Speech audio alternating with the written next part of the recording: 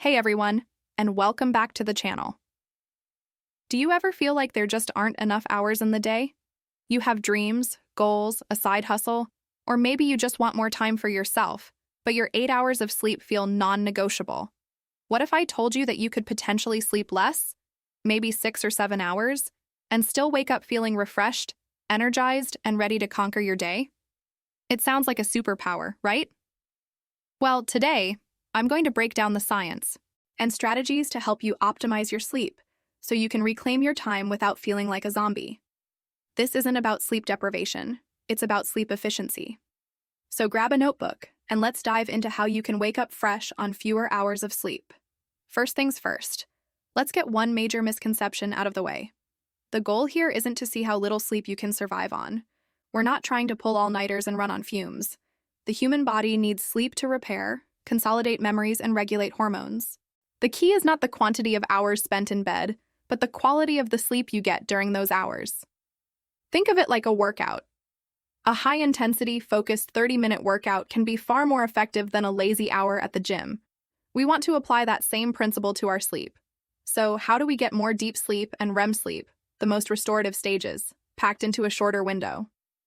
It all starts with understanding your sleep cycles. A typical sleep cycle lasts about 90 minutes. During that time, you cycle through different stages of light sleep, deep sleep, and REM sleep. The magic happens in the deep and REM stages. Deep sleep is for physical restoration, and REM is for mental restoration. The problem is, many of us spend too much time in light sleep or have our cycles interrupted, which means we're not getting enough of the good stuff. Waking up in the middle of a deep sleep cycle is what causes that groggy, hit-by-a-truck feeling, no matter how long you've been in bed. The secret, then, is to wake up at the end of a 90-minute cycle. For example, sleeping for 7.5 hours is 5 full cycles. Sleeping for 6 hours is 4 full cycles. This is often better than sleeping for 8 hours and waking up mid-cycle. Try using a sleep calculator online or an app to determine your ideal wake-up time based on when you go to bed. Aim for multiples of 90 minutes, 6 hours, 7.5 hours, or even 9 hours if you need it.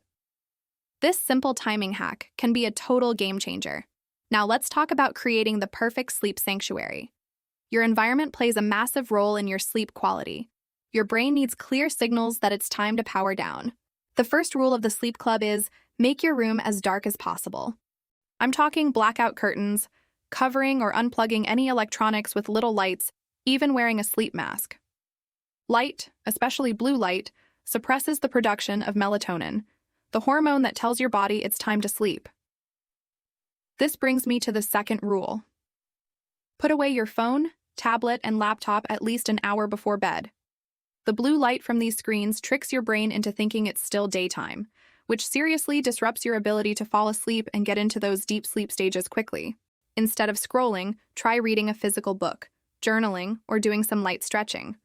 Create a wind-down routine that signals to your body and mind that the day is over. Next up, let's talk temperature. Have you ever noticed it's harder to sleep when you're too hot?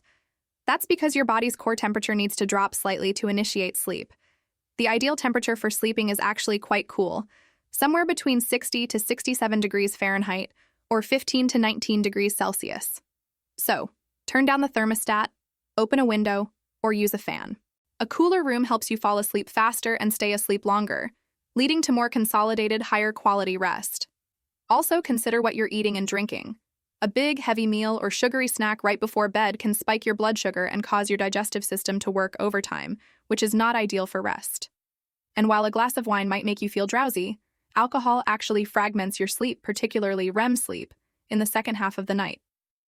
You might fall asleep easily, but the quality will be poor. And of course, avoid caffeine for at least 8 hours before you plan to go to sleep.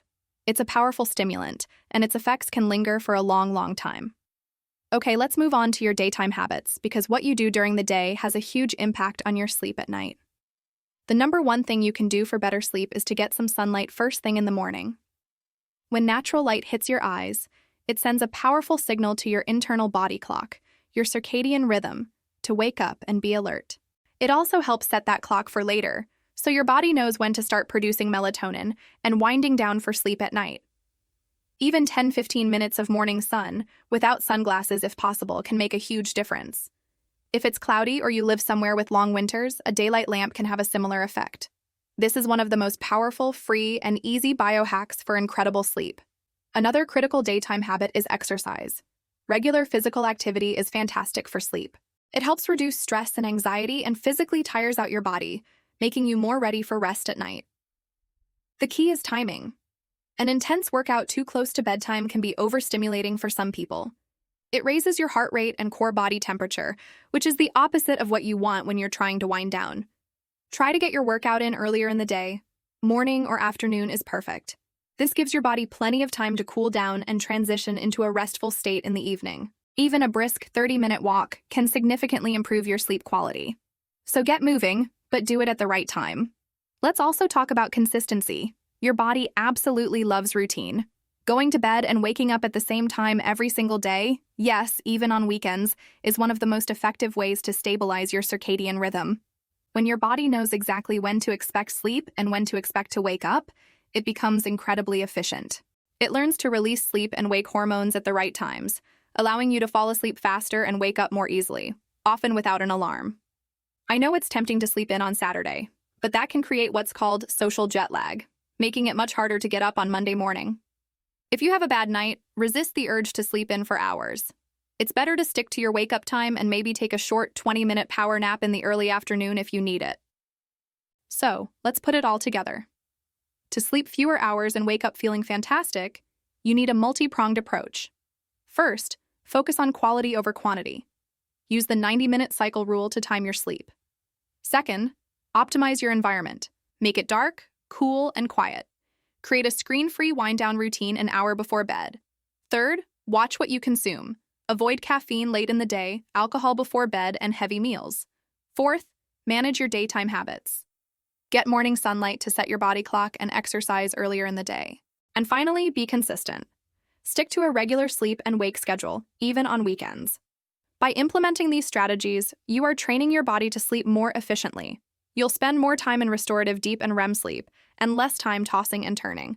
This is how you can get the full benefits of a long night's rest in a shorter amount of time, freeing up those precious hours to build your dreams.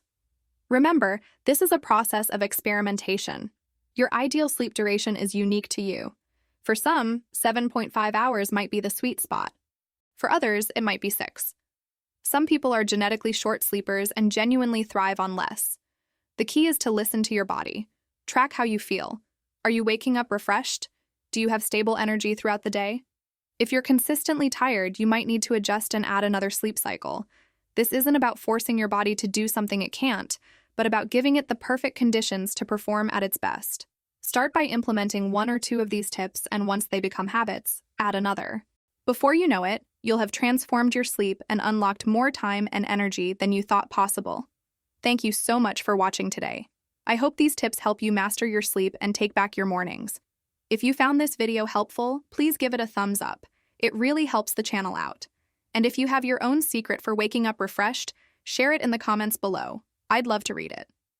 Don't forget to subscribe and hit that notification bell so you don't miss out on more videos to help you live a more productive and fulfilling life. Until next time, sleep well and stay awesome.